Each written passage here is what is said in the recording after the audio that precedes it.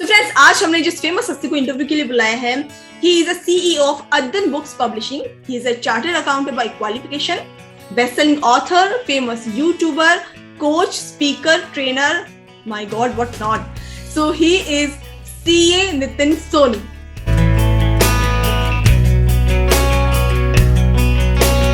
So friends, here is Mr. Nitin Soni. Nitin, welcome. Thank you very much. Interview. Thank you. How are you? Doing great. Nice. So, Nitin, मैं सबसे पहले जानना चाहूंगी, आप एक CA हैं, बट आपने एंटरप्रेन्योरशिप को ही क्यों चूज किया? Straight away, हाँ, सीधा ही धमाकेदार सवाल के साथ शुरुआत की आपने। सीए होकर मैंने एंटरप्रेन्योरशिप को क्यों चूज किया? क्यों सीए होकर एंटरप्रेन्योरशिप को चूज करना मना है? नहीं, ऐसा कुछ नहीं है, बट सीए अपने आप में बहुत बड़ा एक एरिया है, अपने आप में बहुत बड़ा एक प्रोफेशन है, एक डिग्री है। जी, और बहुत मेहनत लगी है आपकी इसके पीछे। ऐसे ही डिग्री नहीं मिलती है, तो इतनी मेहनत के बाद भी आपने इसको दरकिनार रख करके एंटरप्रेन्योरशिप में आपने एंटर किया। जी, मुझे ऐसा लगा कि मुझे और मेहनत करनी है लाइफ में। ओके, तो आपको मेहनत करने का, और वो मेहनत करने का जो जरिया था, जो रास्ता था, वो मुझे लगा एंटरप्रेन्योरशिप ही है। Because entrepreneurship is like everyday challenges. जैसे सीए में तैयारी करते थे, फेल हो जाते थे, डाउन महसूस करते थे, फिर खड़े होते थे, तैयारी करते थे, फिर अटेम्प्ट देते थे, फिर फेल हो जाते थे, लेकिन फिर अगली बार पास हो जाते थे। बस एंटरप्रेन्योरशिप भी कुछ ऐसा ही है। कुछ आइडिया क्लिक किया, काम किया, मेहनत करी, अप्लाई किया, फेल हो गए, फिर से एक और आइडिया लगाया, उसको अप्लाई किया, अब की बार पास हो गए। तो बस यही एक फन, यही एक्साइटमेंट चल रहा है एंटरप्रेन्योरशिप में, जो मुझे लगा कि करते रहना चाहिए। और सीए की डिग्री को पैरों की बेड़ियां क्यों बनने दी जाए? अक्सर लोग यही कहते हैं कि सीए बन गए हैं तो या तो प्रैक्टिस करिए या जॉब करिए। तो जॉब तो भाई मैं कर चुका था कुछ सालों तक, और ये महसूस भी कर चुका था that was not my cup of T.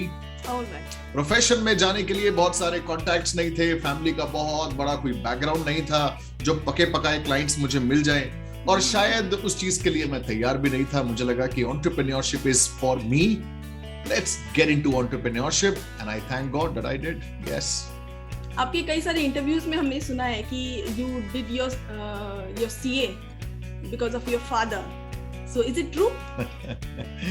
जी हाँ, बिल्कुल। मुझे ये नहीं पता था कि सीए किस चिड़िया का नाम है। Oh really? सीए किसे कहते हैं, कौन होता है सीए, किस डिग्री में, इस डिग्री में क्या है, क्या मिलता है, क्या होता है, मुझे कुछ अंदाजा नहीं था। सो यस, मेरे पिताजी ने कहा एक दिन कि बेटा सीए करना है। 12th के एग्जाम दिए थे, उन्होंने कहा सीए करना है, तो पिता की आज्ञा सर आंखों पर, और बस लग गए सीए करने में। ना उनसे पूछा कि सीए क्या है, ना खुद से कभी ये सवाल किया कि हो पाएगा कि नहीं हो पाएगा, बस लग गए। हाँ, आधी जर्नी में जाकर कभी कभी ये जरूर लगा कि ये किस चीज में आ गया मैं, क्योंकि फेल बहुत बार हुआ। लेकिन कितने अटेम्प्ट लिया? जी, इंटर में अटेम्प्ट्स लिए, फाइनल में एक अटेम्प्ट लिया, इंटर में मेरे ख्याल से 4-5 अटेम्प्ट्स लिए मैंने। जॉब करने लगा था बीच में। अच्छा। और बहुत सारे जिंदगी के उतार चढ़ावों के बीच इंसान फेल हो ही जाता है, लेकिन yes, I wanted to make his dream come true, and eventually thank God it did. बहुत ही इंटरेस्टिंग जर्नी लग रही है आपकी। जी हाँ, ये एक इंटरेस्टिंग जर्नी है, काफी उतार चढ़ाव है, और it's been a roller coaster ride. Yes. तो नितिन, थोड़ा अपनी स्कूलिंग के बारे में बताइए, कहाँ से आपने स्कूलिंग की है, कैसी आपकी स्कूलिंग से सीए तक की जर्नी रही? स्कूलिंग के भी बड़े उतार चढ़ाव रहे हैं मेरी जिंदगी में। स्कूलिंग मैं 5th क्लास तक एक स्कूल में था। ऑलराइट। 6th क्लास से लेकर के 8th क्लास तक मैं दूसरे स्कूल में था। उसकी बहुत ही मीठी यादें हैं 6th, 7th, 8th क्लास की। और 9th क्लास में मैं इंग्लिश मीडियम स्कूल में गया। 6th, 7th, 8th तक हिंदी मीडियम स्कूल था, और 9th में जैसे ही मैं एक बड़े इंग्लिश मीडियम स्कूल में गया, तो इंग्लिश जो एक भूत अक्सर इंडियन मिडिल क्लास स्टूडेंट्स को मिलता है, वो भी मुझे भी एक भूत का सामना करना पड़ा। उस भूत ने मुझे बहुत डराया। और बहुत रुलाया। लेकिन तो नितिन सोनी बहुत डरे भी हैं, बहुत रोए भी हैं इंग्लिश को लेकर भी। जी, ये सच है दोस्तों। इंग्लिश ने मुझे बहुत दुखी भी किया और बहुत रुलाया भी, फेल भी किया, सेल्फ कॉन्फिडेंस की धज्जियां भी उड़ाई, किसी के आगे बात नहीं कर पाता था। टीचर सब अंग्रेजी बोलती थी, और ये रूल था स्कूल का, क्लास का, कि अगर आप क्लास में लेट भी आए हो या आपको ब्रेक चाहिए तो इंग्लिश में पूछना पड़ेगा। अब शब्द नहीं मिलते थे तो आप यकीन नहीं करेंगे वॉशरूम जाने की हिम्मत नहीं होती थी, क्योंकि पता नहीं कि क्या बोले, और मैडम ने अगर चला के सवाल कर दिया तो फिर उसका जवाब क्या देंगे। तो बस बैठे रहते थे अपनी कुर्सी पर और ब्रेक का इंतजार करते थे। Oh my God. इंग्लिश एक बहुत ही खतरनाक, एक डरावना भूत। So 9th में आपका सामना हुआ इंग्लिश की? 9th में मेरा सामना हुआ, लेकिन उसके बाद धीरे धीरे 10th क्लास में, 11th क्लास में इसको ओवरकम किया, और इस तरीके से ओवरकम किया कि अपनी क्लास में अगर कोई अच्छी अंग्रेजी बोलने वालों में से कोई था तो शायद नहीं था। इंग्लिश के बहुत कंपटीशन हुए 11th क्लास में, 12th क्लास में, उनमें फर्स्ट आया, और वाकई इस भूत को इतना पीटा कि उसके बाद इसने मुझे कभी जिंदगी में देखी सर उठा के इसने देख नहीं पाया। जी नहीं, इसको फेस किया मैंने। और मैं यही सलाह दूंगा जो भी अगर सुन रहे हैं, अगर अंग्रेजी आपको दुखी करती है दोस्तों, तो नोट कर लीजिए कि फेस करना ये एक ऐसी चीज है जिसको पीठ दिखाकर भागेंगे तो इसका रूप बढ़ता जाएगा और जिंदगी भर आप दुखी रहेंगे। लेकिन अगर आपने इसको पलट करके फेस किया तो ये बौना होता जाएगा भूत और आपको डराएगा। So, आप बचपन से ही बहुत शाय नेचर के हैं या रहे हैं, या फिर बचपन से ही स्पीकिंग में इतने ज्यादा एक्टिव रहे हैं? मुझे हंसी आ रही है जब आप ये सवाल पूछ रही हैं तो, क्योंकि जैसा मैंने आपको बताया इंग्लिश ने सेल्फ कॉन्फिडेंस की धज्जियां उड़ा दी थी। 8th क्लास तक मैं ठीक था, लेकिन 9th और 10th ये लगभग 2 क्लासेस 2 साल मेरे को बहुत स्ट्रगल करना पड़ा। 11th और 12th में जाकर के थोड़ा सा मैं आउटस्पोकन हुआ। शायद ये कह सकते हैं कि 10th क्लास तक मैं थोड़ा शाय था, मैं कम बात करता था, डर लगता था, लड़कियों से खासकर बात नहीं कर पाता था, मुझे शर्म आती थी बहुत ज्यादा, कॉन्फिडेंस कम रहता था। जी हाँ, तो 11th ऑनवर्ड्स थोड़ा पब्लिक स्पीकिंग कॉम्पिटिशंस के अंदर मैंने एनरोल करना शुरू किया, पार्टिसिपेट करना शुरू किया, उससे फर्क पड़ा। और उसके बाद बहुत बड़ा श्रेय जाता है हमारे सीए के GMCS को। अगर कोई सीए स्टूडेंट मुझे सुन रहे हैं इस वक्त तो I am sure they will be able to relate to me. GMCS एक हमारा एक 15 दिन का एक प्रोग्राम होता है सीए में, जिसमें हमें अलग अलग ट्रेनर्स के साथ बैठने की अपॉर्चुनिटी मिलती है, हमें पब्लिक स्पीकिंग की, पर्सनालिटी डेवलपमेंट की अपॉर्चुनिटी मिलती है। और उन 15 दिनों ने मेरी जिंदगी को बदल कर दिया। 15 दिन में मेरे अंदर जो मैं आज पब्लिक स्पीकिंग करता हूं या मोटिवेशनल स्पीकिंग करता हूं या किताब लिखना या पब्लिशिंग, ये सब कुछ शायद उन 15 दिनों की देन है। क्योंकि एक से एक ट्रेनर जो वहां आए, उन्होंने जो एग्जाम्पल्स दिए, जो केस स्टडीज बताई और जो हमें अपॉर्चुनिटी दी बोलने की, अपनी पर्सनालिटी को निखारने की, 15 दिन में जिंदगी मेरी बदल गई। और शायद ये कहूंगा कि उसके बाद से जो एक ऐसा इंजेक्शन लगा उन 15 दिनों में, फिर मैं मुड़ के नहीं देख सका। और उसके बाद ही जब मैं जॉब में गया तो वो सब कुछ I started longing for those things. शायद इसीलिए मैंने जॉब क्विट की और फिर मैं उसमें लगा जो मैं करना चाहता था। आपके सवाल कम पड़ जाएंगे आज, लेकिन मेरे जवाब कम नहीं पड़ेंगे। जी नहीं, हमारे पास बहुत टाइम है, हम पूरी तरह से सुनने के लिए तैयार हैं। नितिन सोनी की मोटिवेशनल वीडियोस हजारों लाखों बच्चे देखते हैं, मोटिवेट होते हैं। नितिन सोनी को मोटिवेशन कहाँ से मिलता है? देखिए, मोटिवेशन हर इंसान को चाहिए। अगर कोई भी इंसान इस दुनिया में ये कहता है कि मुझे मोटिवेशन की जरूरत नहीं है तो वो झूठ कह रहा है। जिंदगी के थपेड़े जब हमें पड़ते हैं और जब फेलियर का सामना होता है तो हम सबको कहीं ना कहीं मोटिवेशन की जरूरत पड़ती है। मैं ये कहूंगा कि जब मैं लो महसूस करता हूं या डाउन महसूस करता हूं या मोटिवेशन की जब मुझे जरूरत पड़ती है तो मुझे सिर्फ और सिर्फ उस वक्त एक डिस्कशन चाहिए होता है। मुझे उस वक्त चाहिए एक डिस्कशन, कोई ऐसा साथी जिसके साथ मैं बातचीत कर सकूं। और अगर मैं आधे 1 घंटा, 1.5 घंटा, 2 घंटा, 3 घंटा मुझे कोई शख्स मिल जाए जो मेरे साथ उस दौरान बातचीत कर ले, तो मैं उस मोटिवेशन को अपने अंदर ही ढूंढ लेता हूं। क्योंकि हर समस्या का समाधान मुझे लगता है कि हमारे अंदर ही छुपा है और डिस्कशन में छुपा है। ये सत्य है, एटलीस्ट फॉर मी। सो मुझे कोई मोटिवेशनल गाने नहीं चाहिए, मुझे मोटिवेशनल वीडियोस नहीं चाहिए, मुझे किसी के बाहर की एक्सटर्नल मोटिवेशन भी नहीं चाहिए। मुझे चाहिए सिर्फ और सिर्फ एक इंसान जो मुझसे उस वक्त बातचीत करे, डिस्कशन करे। और थैंक गॉड ऐसे इंसान है मेरी जिंदगी में। और उनसे डिस्कशन करके अपने आप मेरे अंदर मोटिवेशन वापस आ जाता है। थोड़ा जो धुंधला सा दिख रहा होता है उसमें क्लैरिटी आ जाती है और वापस से मैं अपने रास्ते पर चलना शुरू कर लेता हूँ। So, क्या आप would you like to share those names or those relations with you, like friends, family members? देखिए, एक तो भगवान की दया से बचपन का दोस्त है जिसका नाम है पुनीश गुप्ता। उसके साथ बहुत ये हम 6th क्लास से हम लोग साथ हैं। उस भूत को उन्होंने भी फेस किया है और बीट किया है। Alright. तो वो एक इंसान है जिनके साथ ये डिस्कशन होती है। My life partner, my wife, जो इस वक्त मेरे सामने बैठी है, उनके साथ भी ऐसे डिस्कशंस करने का बहुत मौका मिला। और ऑफिस में मेरी एक कलीग है रिद्धिमा, इस वक्त उनके साथ भी ऐसे डिस्कशंस बहुत करने का मौका मिलता है और उसमें बड़ी मदद मिलती है। एक और मेरे रिलेशन में ही मेरे दोस्त है जिनका नाम है संदीप। उन्होंने भी जिंदगी में बहुत बहुत बहुत ऐसी डिस्कशंस, पूरी रात दोस्तों, 2-3 घंटे नहीं, पूरी रात 12-12 घंटे की ऐसी डिस्कशंस हुई है, जिन डिस्कशंस में हमें मुझे वो मोटिवेशन वापस मिल गया जो मोटिवेशन मुझे चाहिए था।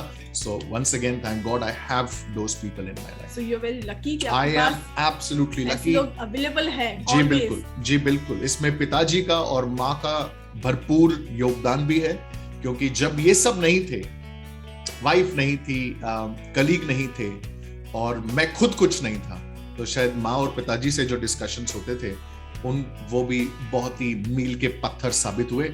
और शायद वहीं से ही ये बात निकली कि डिस्कशन से मुझे मदद मिलती है। नितिन, आपने जितनी भी बुक्स लिखी हैं वो सभी बुक्स मैंने देखा है कि नॉन फिक्शन बुक्स हैं। जी।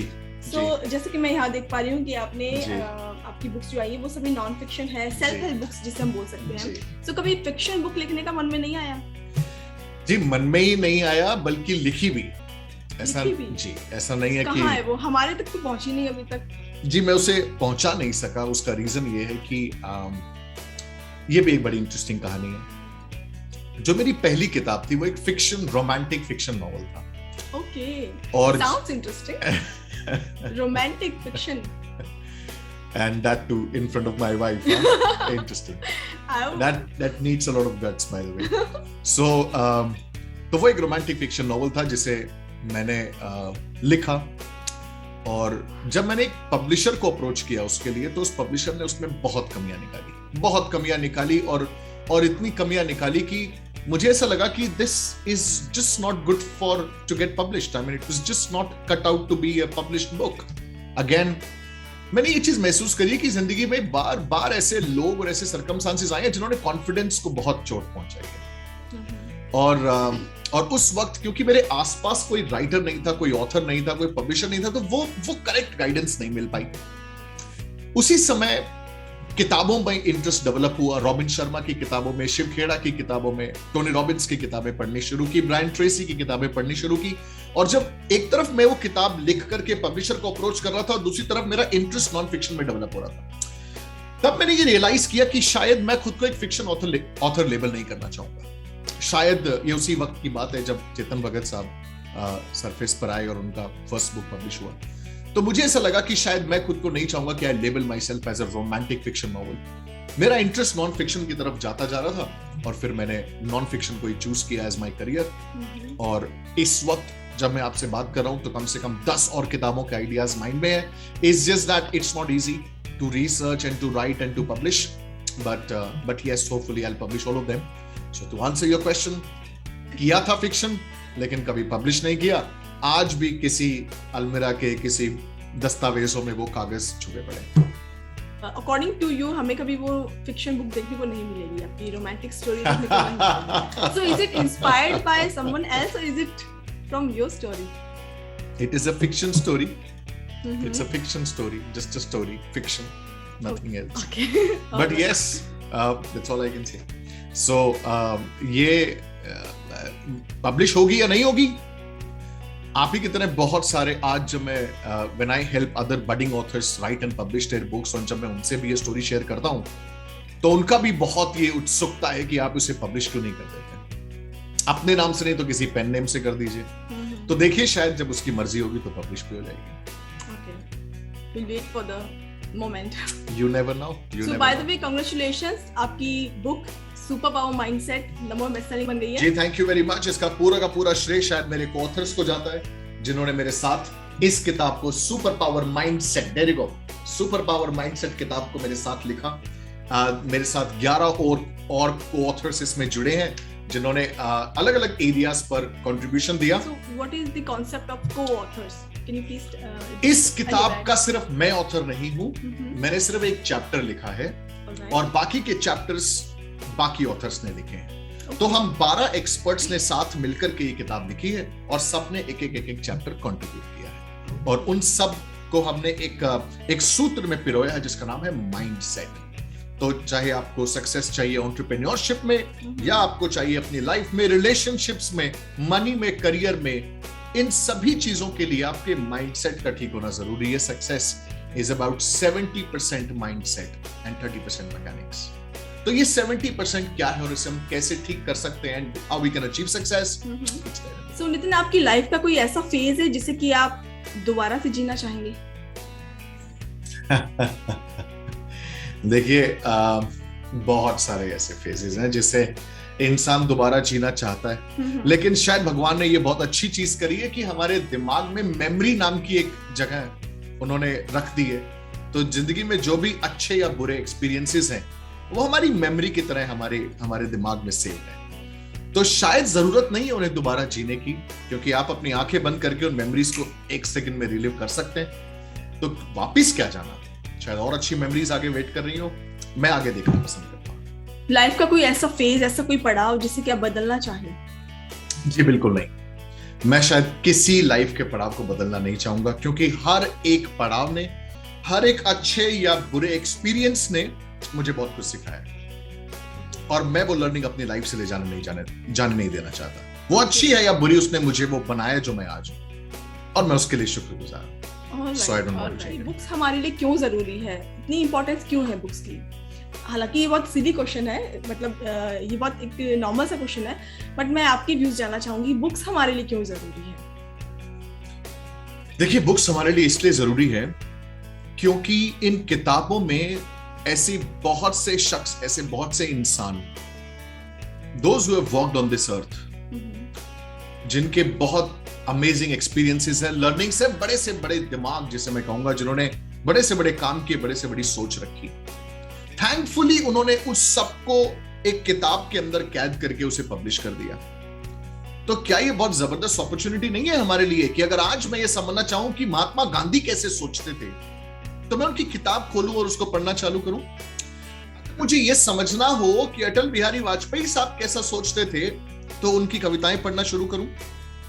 अगर मैं ये जानना चाहता हूं कि हिटलर कैसे सोचते थे, या मैं अगर ये जानना चाहूं कि इस वक्त वो एंटरप्रेन्योर कैसे सोचता है, या इस वक्त वो बड़े से बड़ा आदमी या लीडर कैसे सोचता है, तो मेरे लिए कितना आसान है उसकी किताब को खोलूं और पढ़ना शुरू करूं और bang on, that'll be like he's sitting right in front of me and he's teaching me his secrets. So मुझे लगता है कि ये तो एक शॉर्टकट है बड़े से बड़े इंसान के साथ एक चाय पर बैठने का। तो आप अपना चाय का कप रखिए और उसकी किताब खोल के रख दीजिए सामने।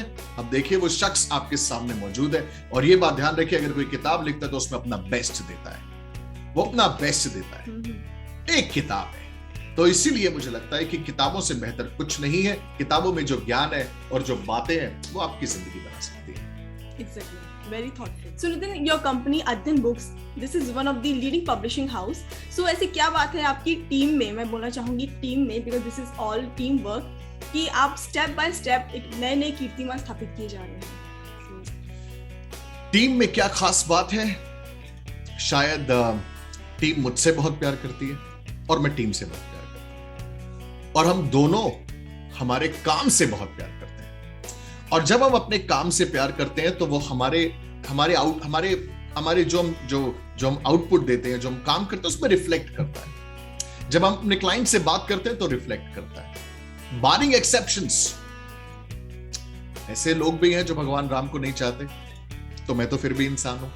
जरूर हमारे भी ऐसे कुछ जानकार क्लाइंट्स रहे हैं या होंगे इस वक्त जो हमारे काम को उतना पसंद ना करते हो, लेकिन majority of them are more than happy, and as you rightly said, thanks to my team, if they're listening to me, a big thumbs up to you all the past and the present employees.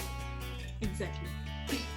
Past के employees का भी उतना ही योगदान मैं कहना चाहूंगी जितना कि अभी जो करंट में काम कर रहे हैं उनका है। पास्ट के एम्प्लॉइज तो पूर्वजों की तरह हैं। अगर आज हमारे पूर्वज ना होते तो शायद आज हम ना होते। तो जिस तरह हमारे पूर्वजों ने नींव रखी हमारी, तो ऐसे ही हमारे पास एम्प्लॉइज ने नींव रखी आज के एम्प्लॉइज और जो भी हम आज एक्सपीरियंस कर रहे हैं उस चीज की। So thank you once again. Nitin, आपकी करंट प्रोजेक्ट्स क्या क्या हैं? करंट आप अपनी पब्लिशिंग हाउस में क्या क्या नई चीजें इंट्रोड्यूस कर रहे हैं? जैसे जैसे वो आती जाएंगी, सामने आती जाएंगी, मैं उन्हें रिवील नहीं करना चाहूंगा। So allow me to make it public as and when these projects are ready. Alright. पहले सीए नितिन सोनी, देन आपने जॉब करी, देन एंटरप्रेन्योरशिप, अब आप एक फेमस यूट्यूबर हैं। So as a public figure आपको कैसा लगता है? कभी ऐसा महसूस नहीं किया that I am a public figure. कभी इस चीज को अपने दिमाग पर हावी नहीं होने दिया। नए नए चैलेंजेस आते गए और चैलेंजेस में फेल होते गए। So all of this always kept me down to earth. जो लोग मेरे आसपास हैं, आप, मेरा बेटा, मेरी फैमिली, मेरे दोस्त, मेरे कलीग्स, कभी उनकी आंखों में ऐसा नहीं देखा कि मैं क्या हूं।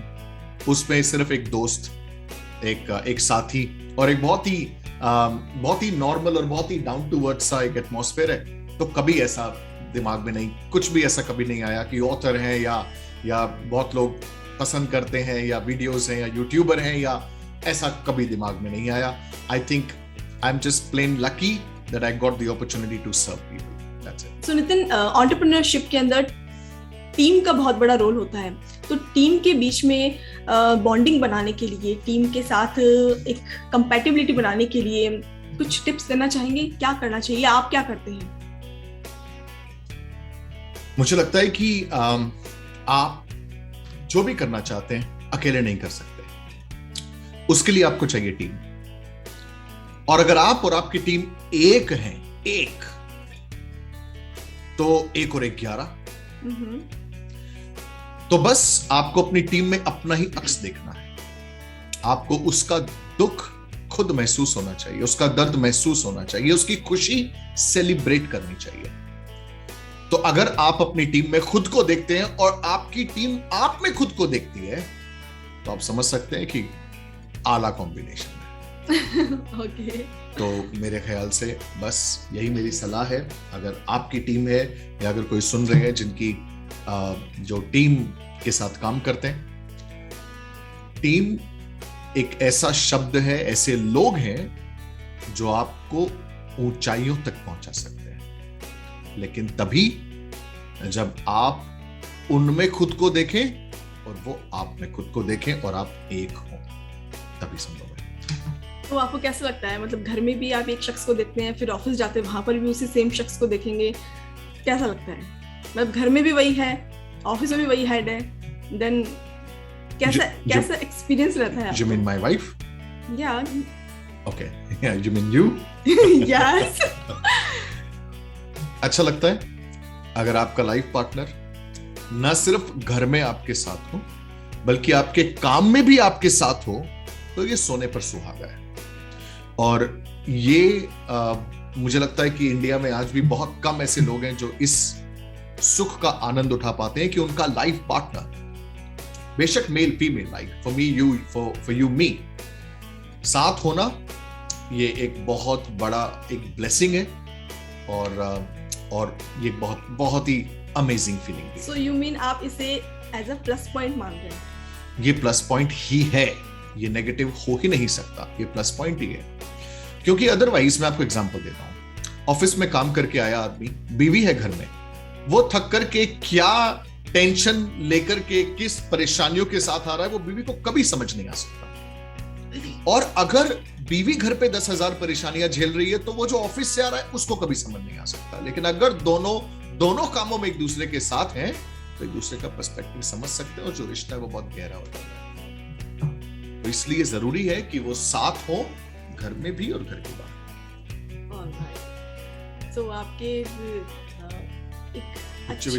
आपकी एक अच्छी बॉन्डिंग का, आपकी डीप बॉन्डिंग का ये राज है जी, एब्सोल्युटली, कि आपने घर में भी आप संभाल लेते हैं और बाहर भी।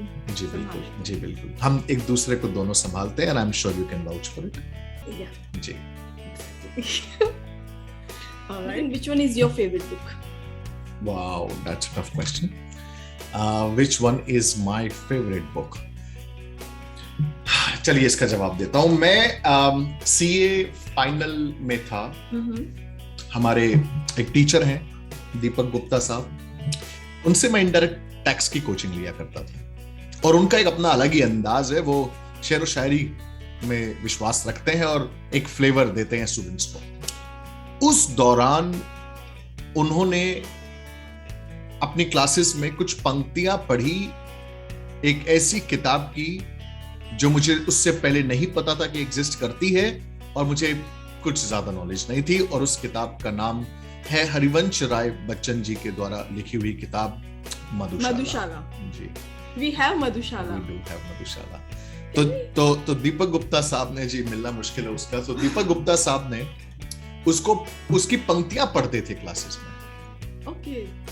और जब उसकी पंक्तियां पढ़ते थे तो वो इस तरह नहीं पढ़ते थे कि कोई आशिक मिजाज में पढ़ रहे हैं, नहीं, उसकी पंक्तियां पढ़ते थे मोटिवेशनल अंदाज में। और जब वो मोटिवेशनल अंदाज में पढ़ते थे तो वो ऐसी दिल को छूती चली गई वो पंक्तियां, आज तक साथ है। और शायद हरिवंश राय बच्चन जी की लिखी हुई किताब मधुशाला मेरी फेवरेट किताब। मैं अभी भी यहाँ ढूंढ रही हूँ कि मैंने वो देखी है बुक। जी हाँ, वो किताब यही है, और वो ऐसे ही नहीं मिलती। अक्सर उस किताब के लिए मुझे खुद थोड़ी मशक्कत करनी पड़ती है, लेकिन वो तभी मिलती है जब मुझे उसकी सबसे ज्यादा जरूरत है। So Madhushala is your favorite book. It is indeed my favorite book. And your favorite author, your favorite writer? Harivansh Rai Bachchan. ये क्या बात। जी जी जी। Nice. बहुत ही उन्होंने जो रचनाएं लिखी है वो बहुत ही खूबसूरत है, बहुत ही खूबसूरत, दिल को छूने वाली। बाकायदा मजा आया आपके साथ बात करके, आपके बारे में और जान करके। हालांकि मैं जानती हूँ सब कुछ, सब कुछ या एज अ वाइफ मैं जानती हूँ, बट इसीलिए मैंने कहा सब कुछ। तो बहुत मजा आया आपसे दोबारा से बातें करके। दोबारा से इतनी देर, हम काफी टाइम बाद इतनी देर साथ में बैठे हैं और एक दूसरे के साथ सब काम साइड में रख करके सिर्फ बातें करी हैं। So it's a great experience with you. Thank you very much. और आप आए मेरे कहने पर, मेरे साथ इंटरव्यू में बैठे। जी हाँ, एक रूम से निकलकर दूसरे रूम में आए और टाइम निकाला इस चीज के लिए। तो thank you so much. Thank you so very much. ये सिर्फ आपके लिए नहीं, मेरे लिए भी बहुत ही सुखद और बेहतरीन और मेमोरेबल एक्सपीरियंस रहा। और आपके सवाल जो आपने पूछे वो बहुत ही रियल और जेन्युइन क्वेश्चंस थे। और मुझे बहुत मजा आया। लेकिन मैं आपसे I want to do a bit of a role reversal now, और मैं आपसे कुछ सवाल करना चाहता हूँ। सो क्या मैं पूछ सकता हूँ? क्या इस फॉर्मेट में अलाउड है? श्योर। Okay, sure. तो मैं आपसे ये पूछना चाहता हूं कि आप, जब आप और मैं मिले, तो क्या ये लव एट फर्स्ट साइट था, या फिर धीरे धीरे? It was an arrange marriage of course, लेकिन ऑफ कोर्स उसमें भी एक इंसान मिलता है दूसरे इंसान से। तो was it love at first sight, या धीरे धीरे, या आज तक प्यार है ही नहीं? Oh my God, 10 साल के बाद ये क्वेश्चन का कोई 10 साल रेलेवेंस नहीं है। 11 साल, सॉरी 11 साल जी। नहीं, ऐसा कुछ नहीं था। Frankly this is not love of first sight, but धीरे धीरे आप मुझे अच्छे लगने लगे। धीरे धीरे आप मेरे दिल के मेहमान हो गए। पहले जहाँ, फिर जाने जा, फिर जाने जाना हो गए। एक सवाल और मैं आपसे पूछना चाहता हूं। जैसा आपने पूछा कि साथ में काम करके कैसा लगता है, मैं आपसे भी पूछना चाहता हूं, क्या आप भी यही सोचते थे कि आप और आपके हस्बैंड साथ में काम करेंगे, साथ ऑफिस जाएंगे, साथ घर और बाहर दोनों हम साथ में रहेंगे? क्या आपने सोचा था, और कैसा एक्सपीरियंस है? नहीं, मतलब मैंने बिल्कुल भी नहीं सोचा था कि मैं मेरे हस्बैंड के साथ आगे फ्यूचर इस तरह से, मतलब बाहर काम करूंगी इनके साथ। एक्चुअली मैंने टीचिंग का सोच रखा था कि मैं शादी के बाद टीचिंग करूंगी, क्योंकि मैंने बीएड किया हुआ है, एमएड की भी मैंने तैयारी कर रखी है पूरी। तो मैं बिल्कुल रेडी थी एज अ टीचर अपने करियर को आगे बढ़ाने के लिए। फिर जब मैं यहाँ आई, जब आपके साथ यहाँ पर मैं आई, तो फिर जब मैंने देखा कि आपका बुक्स में बहुत ज़्यादा इंटरेस्ट है, तो घर में मुझे बुक्स ही बुक्स दिखती थी, ड्रॉअर में बुक्स ही बुक्स दिखती थी, कपड़े कम बुक्स ज़्यादा दिखती थी। तो मतलब तो मैं सामान कम संभालती थी, बुक्स ज़्यादा संभालती थी। तो धीरे धीरे लगता है मुझे उन बुक्स ने इतना अट्रैक्ट किया कि मुझे भी धीरे धीरे बुक्स पढ़ने की हैबिट पड़ गई। हालांकि मुझे बुक्स पढ़ने की हैबिट नहीं थी, बट यहाँ आने के बाद इतनी सारी बुक्स देख करके और उनके टॉपिक्स उनके बारे में सुन के, क्योंकि जब भी हमारे बीच बात होती थी तो मोस्ट ऑफ बातें बुक्स के बारे में ही होती थी, क्योंकि उस टाइम आप भी अपने करियर को शेप दे रहे थे उस फील्ड में जाने के लिए। तो मैंने इसका ज़्यादा इम्पैक्ट पड़ा मुझ पर, तो मेरा भी इंटरेस्ट बुक्स में आ गया। और फिर जब हमने पब्लिशिंग हाउस खोला अपना, तो धीरे धीरे मेरी इसमें भागीदारी बढ़ती गई और आज मैं इस जगह पे हूँ कि मैं आज नितिन सोनी का इंटरव्यू ले रही हूँ। और वो आपका ले रहे हैं। How is CA Nitin Soni as a husband? ये इंसान, ये शख्स CA नितिन सोनी ये as a husband कैसा है? ये तो ट्रिकी क्वेश्चन है। ये तो ट्रिकी क्वेश्चन, ये कैसा क्वेश्चन है भाई?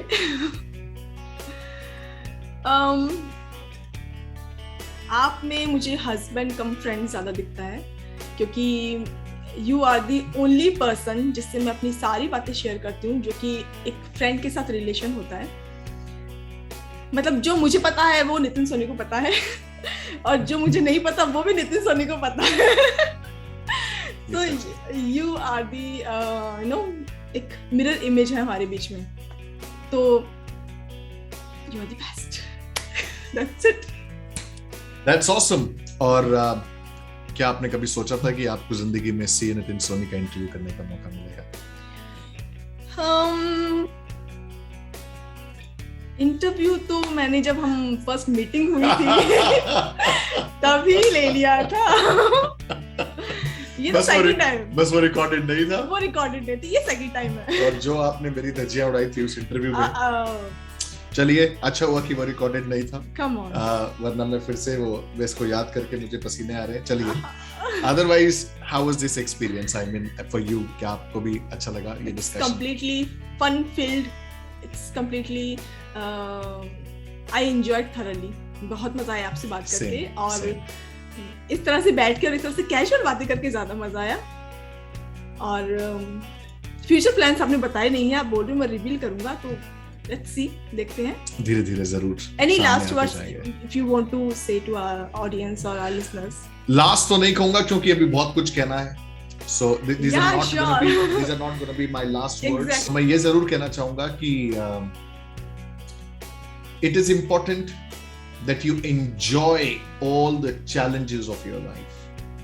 दोबारा सुनिए मेरी बात, जिंदगी में चैलेंजेस आएंगे ही आएंगे, और हम सोचते हैं ना कि मेरी जिंदगी में ही तकलीफें हैं, मुझे ही चैलेंजेस मिल रहे हैं, मुझसे ही पता नहीं क्या दुश्मनी है।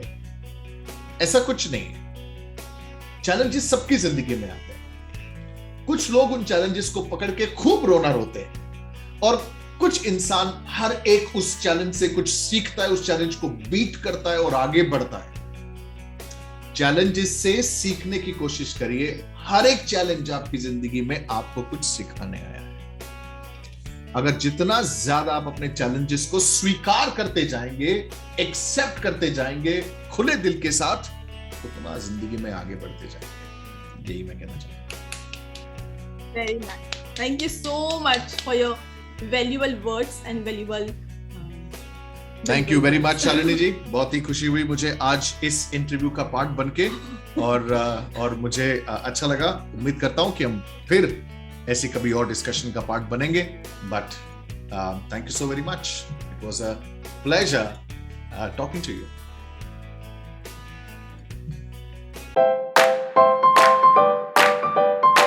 हम लोग एक गेम खेलने जा रहे हैं, कपल गेम कह सकते हैं आप इसको। मैं एक क्वेश्चन बोलूंगी, उसका आंसर हम दोनों को लिखना है इसके अंदर, देन वी विल रिवील, देखते हैं किसका आंसर सही बैठता है। ओके, हम कितना एक दूसरे को जानते हैं, that's it. Okay, right. So our first question is, वैसे ये बहुत मुश्किल है, हम एक दूसरे को, चलिए ट्राई करते हैं जी। नहीं, फिर उस हिसाब से हम देखेंगे ना जी। First question is, what is the favourite food of Shalini? Okay,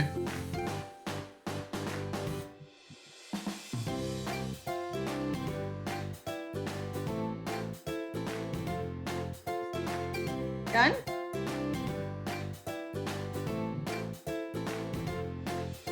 ji done? जी। दिखाओ पहले, आप दिखाओ पहले। मेरे हिसाब से आंसर है watermelon. Okay, favourite food, this is, दिखाओ कैमरे में। फेवरेट फूड मैंने लिखा है तरबूज, वाटरमेलन, और आपको बेर भी बहुत पसंद है। My answer is South Indian food. आपने फ्रूट बोला था। Food, I said food. मुझे फ्रूट सुना था। Let's start it again. जी, मगर ये क्या फ्रूट के लिए आंसर सही है? हाँ, ठीक ठीक है। चलो, फ्रूट फूड अब दोनों कैंसिल हो गए। जी। Okay, what is the favourite food of Nitin? Food. Food, yes.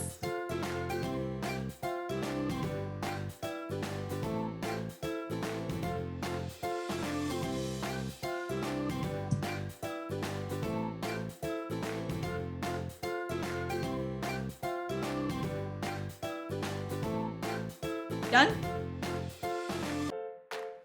जी। अब आप दिखाइए पहले।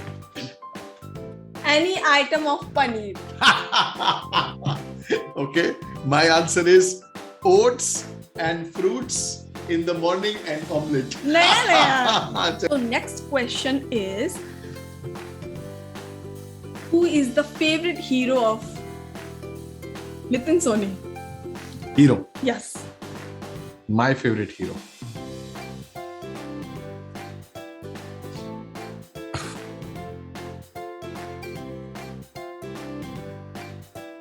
Oh, yeah. What's his Done. name? What's his name? One second. I need a second. Yeah. Who is the favorite hero? Yes. So, show me. So my favorite heroes are Amir Khan and Imran Hashmi. Oh my God. मुझे लगा पुराने ख्यालात के पुराने गाने पसंद है। जी। Rajesh Khanna.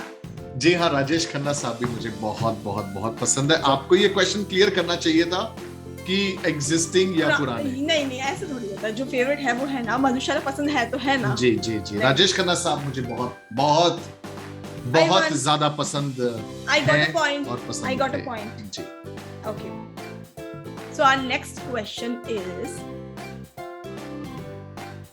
what is the favorite color of Shalini? ये मुश्किल नहीं है क्योंकि आपने बहुत बार इसे रिआइटरेट करवाया है, शादी से पहले भी और शादी के बाद भी। So my answer is pink. Yellow. What is the answer? Yellow. Yellow.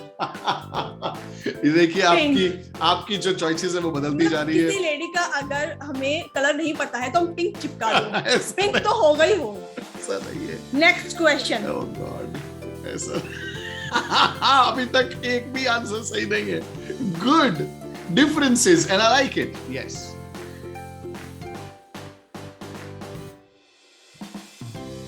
Which one is the best place जहां आप दोनों घूमने गए हैं? Okay, that's not a tough one. Very easy. It's a Goa. No questions. All right. Is that it? Yeah. All Done. right, that was Do fun. you have any question? You can ask. No, I think we're done. So We are done now? I quite liked it. That was a good Okay. game. So मजा आया खूब आपके साथ बात करके और game खेल करके भी। Absolutely. So I enjoyed it. next time दोबारा कब आ रहे हैं? जवाब बुलाएं। इंटरव्यू के लिए। जवाब बुलाएं। ओके फ्रेंड्स, सो अभी हम वाइंड अप करते हैं इस इंटरव्यू को और नेक्स्ट टाइम दोबारा से नितिन सोनी सर का थोड़ा सा टाइम चुरा करके दोबारा से बुलाएंगे इनको और उनके फ्यूचर प्लान्स के बारे में और आगे की जर्नी के बारे में जानेंगे। So till then take care और एंजॉय कीजिए life. Bye bye. Thank you very much. It was very nice talking to you. See you, friends.